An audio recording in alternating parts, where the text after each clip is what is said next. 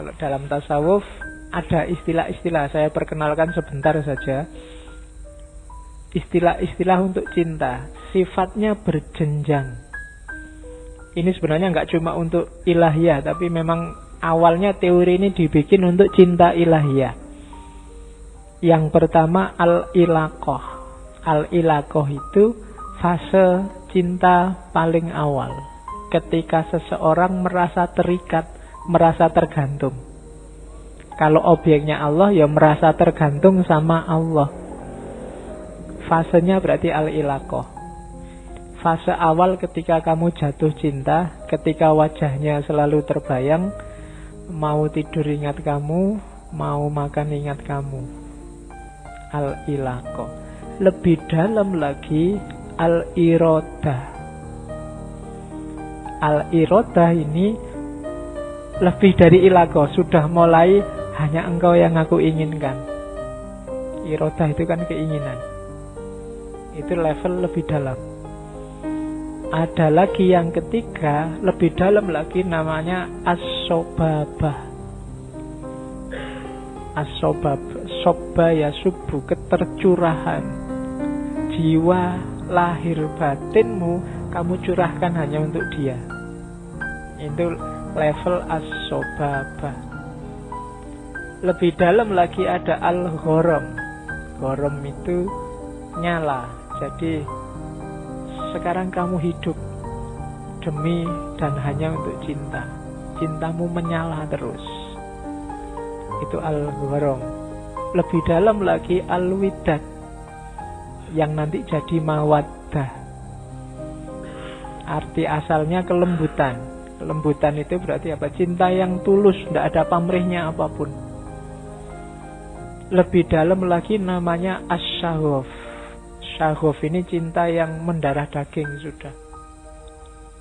Gen masuk. Makanya waktu majikannya Nabi Yusuf itu jatuh cinta sama Nabi Yusuf, kan ada istilah qad syaghafaha hubba.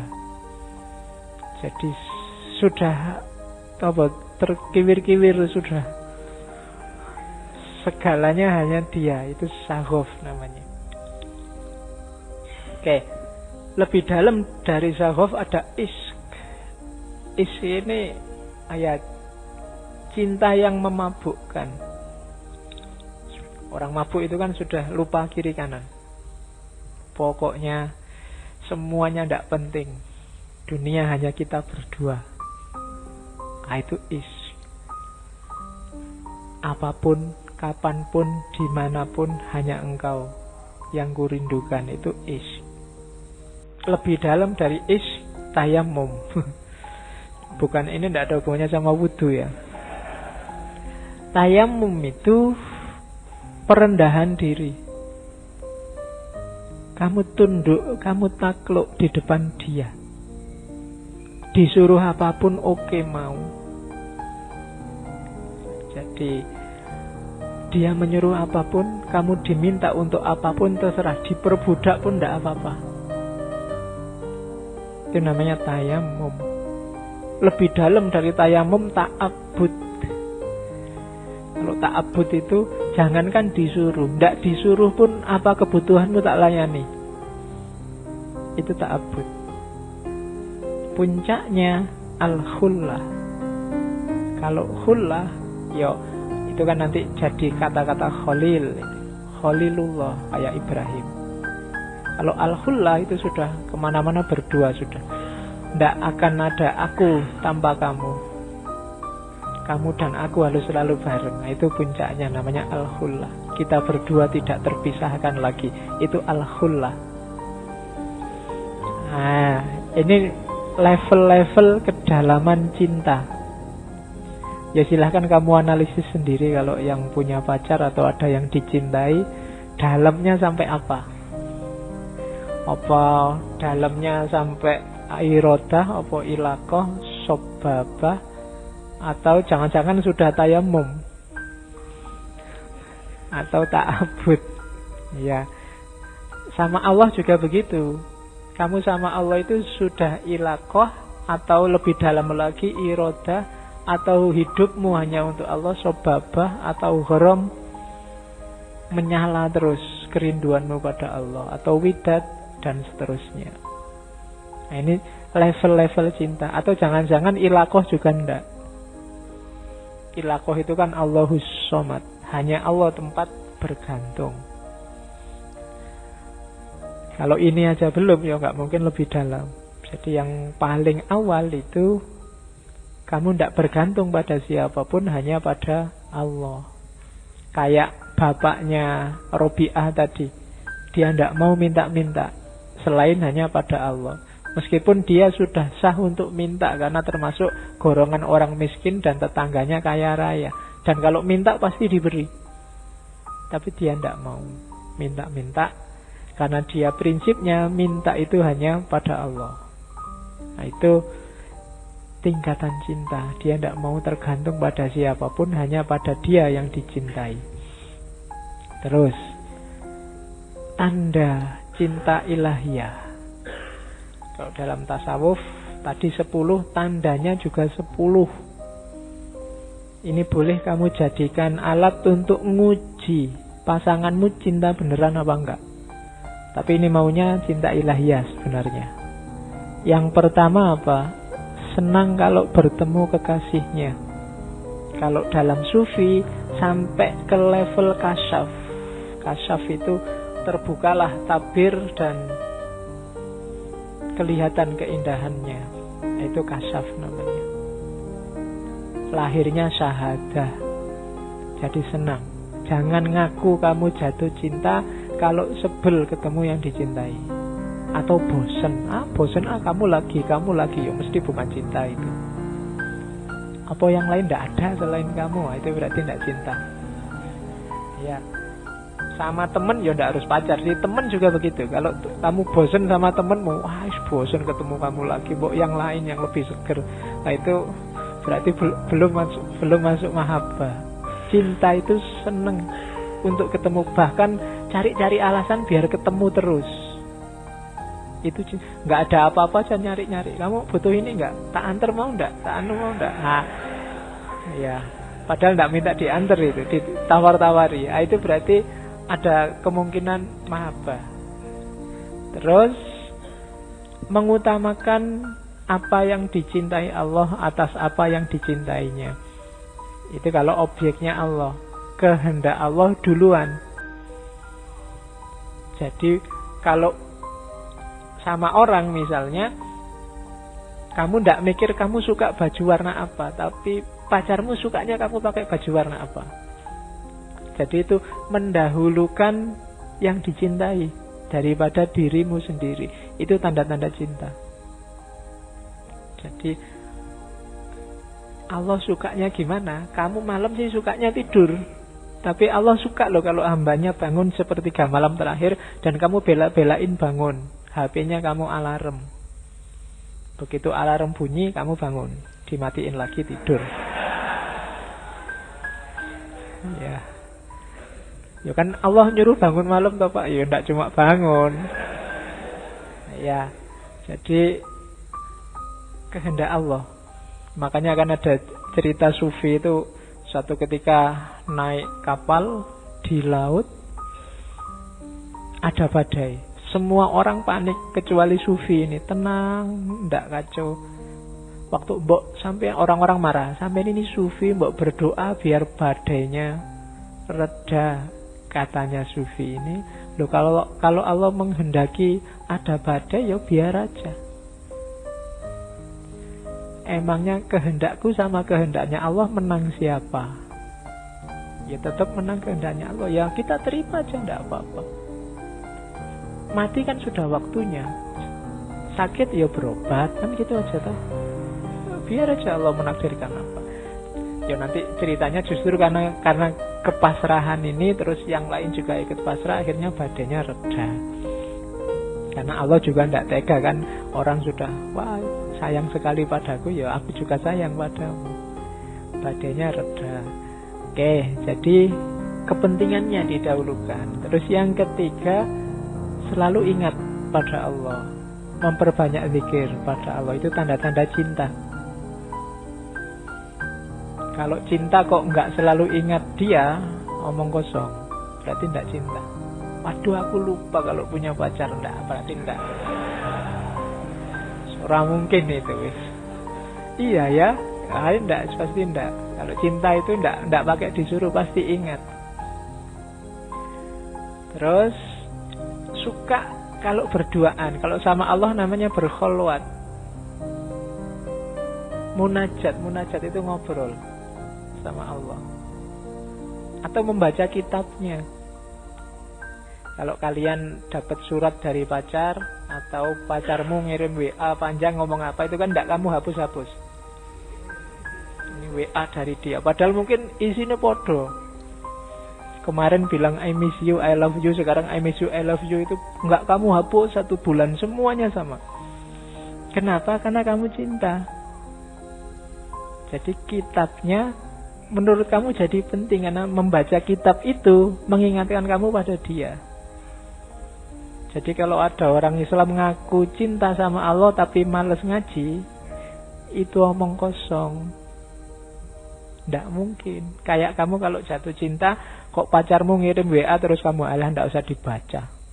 Buat apa? Itu omong kosong, berarti tidak suka, tidak cinta. Jadi ciri yang keempat, suka kalau berduaan. Ayo Pak, kalau ini kan nggak perlu saya jelaskan, kamu paham lah.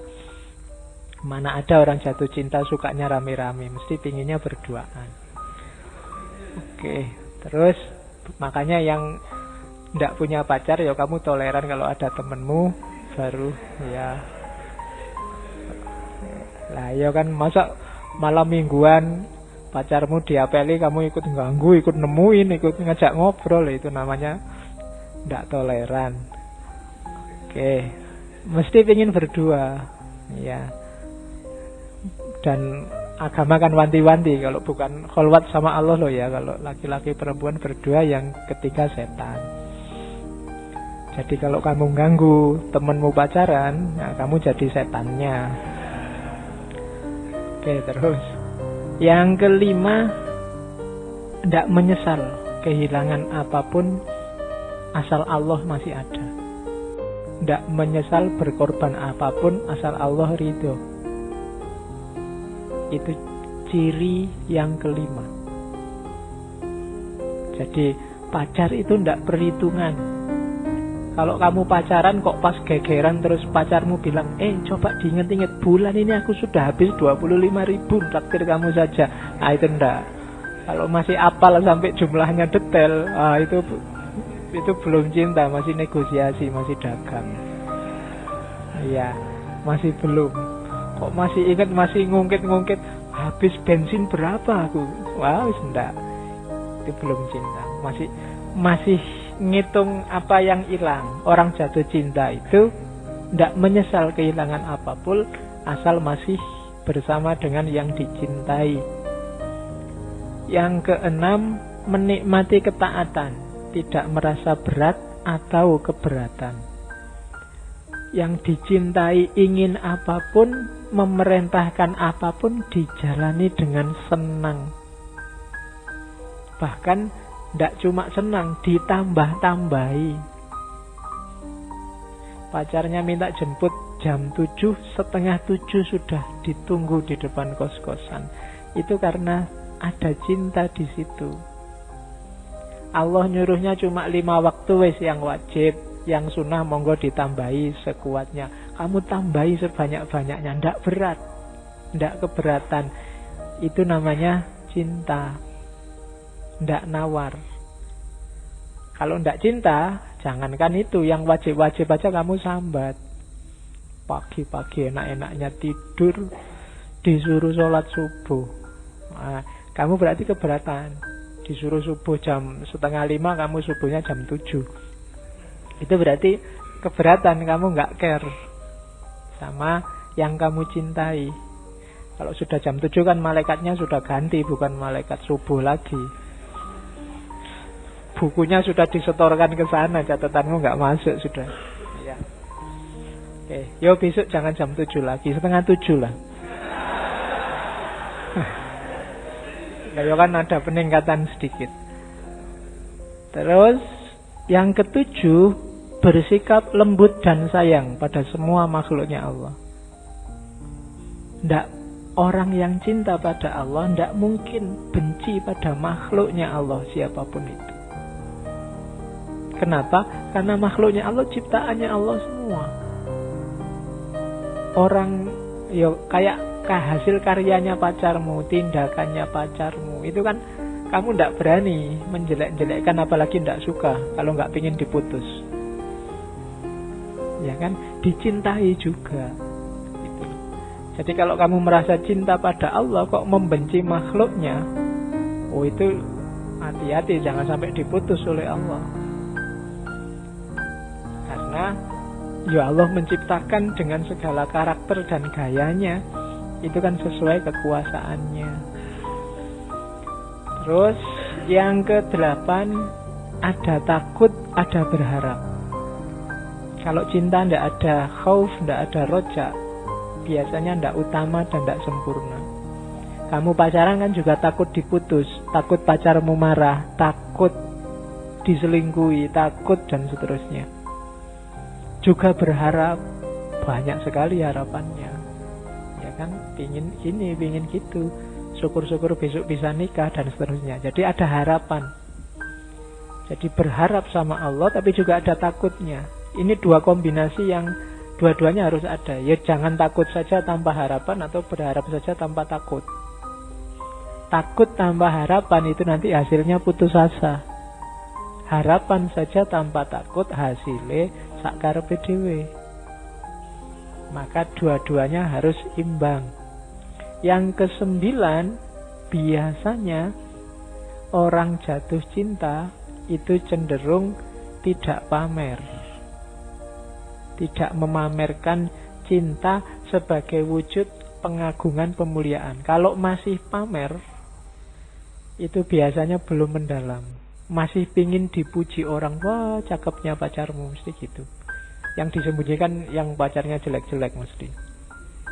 Kok kamu punya pacar tidak pernah ditampilkan di Facebooknya? Itu perlu kamu tanyakan, jangan-jangan kamu dianggap jelek oleh pacarmu. Tapi cirinya memang cinta yang sejati itu hanya untukku, tidak untuk yang lain. Kamu milikku saja loh ya, orang lain jangan sampai tahu. Makanya tidak pamer-pamer. Orang cinta itu ada kecenderungan serakah. Allahku saja, jangan diganggu gugat. Biasanya itu alamat kamu benar jatuh cinta. Kalau ada orang bisa akrab sekali sama Allah, bisa dekat sekali sama Allah, kamu iri. Aku nggak bisa sedekat itu ya. Itu sebenarnya ada benih cinta di hatimu sama Allah. Kalau enggak ya berarti enggak. Kalau ada orang bisa sedalam itu sama Allah, bisa sampai nangis-nangis sedalam itu, kamu ala biasa aja, nggak lebay. Ya berarti kamu enggak ada rasa sama Allah. Orang cinta itu biasanya cemburu kalau ada yang lain akrab sama yang dicintai. Makanya ciri yang ke-9 cenderung disembunyikan. Biar apa? Biar milikku saja. Jadi banggalah, kebalikannya yang tadi ya. Kalau ada pacarmu nggak cerita-cerita, kalau sudah pacaran itu husnudzonlah. Sebenarnya dia pingin kamu jadi miliknya saja. Ya suudzonnya tadi, jangan-jangan aku dianggap jelek. Oke, terus yang terakhir, cirinya cinta adalah senang dan ridho pada yang dicintai. Meridhoi Allah. Yang teorinya agak panjang kan, meridhoi Allah itu. Kalau Allah ridho pada kita itu cenderung lebih mudah karena Allah Maha Penyayang. Kita yang sering tidak ridho pada Allah. Kita sering komplain, sering tidak terima, sering kok gini ya Allah, Indonesia ini kok gini ya, itu mengeluh namanya. Tidak ridho pada ketetapannya Allah. Kok bisa ya orang itu menang? Wong sudah kita demo bolak-balik loh. Iya. Gimana orang sekian juta berdoa? Allah ini gimana sih? Itu kamu berarti tidak ridho pada ketetapannya Allah. Orang yang cinta itu ditetapkan apapun oleh yang dicintai, oke, tidak masalah. Itu tanda-tanda cinta. Itulah bagian-bagian